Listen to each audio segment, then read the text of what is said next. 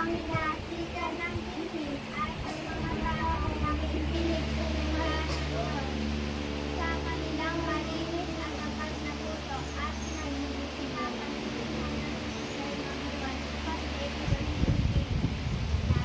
Sabi ni Jesus sa kanila, ako ang tinapay na nagbibigay buhay. Ang sino mang lumalapit at sumasampalataya sa akin ay hindi magugutom o mauuhaw kailanman.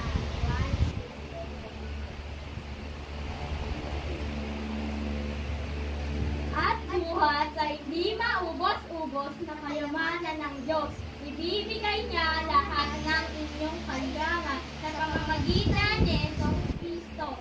Filipos 4 verse 19. Ang sa Kanya'y gumagalang, pagkain ay sagana. Pangako ni Yahweh ay di nasisira. Awit 111 verse 5. Araw-araw inaalagaan ng Panginoon ang mga taong matuwid. Kahit natagutom, magkakaroon pa rin sila ng kaginhawaan. Salmo 37 verse 18 and 19. Ano man ang iyong gawin, kumain man o uminom, gawin ninyo ang lahat sa ikapupuri ng Diyos. Unang Korinto 10 verse 31. Ang ngunit ang mabuting lupang hinahasikan ng binhi ay ang mga taong nakikinig sa salita ng Diyos, sa kanilang malinis at tapat na puso at pinagsisikapang sundin hanggang sa sila'y mamunga.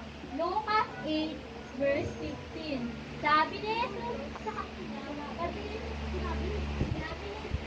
sa kanila, ako ang tinapay na nagbibigay buhay. Ang sino mang lumalapit sa palataya sa akin ay hindi magugutom o mauuhaw kailanman. 1:6 verse 35. Ang mga ng Diyos, ibibigay niya lahat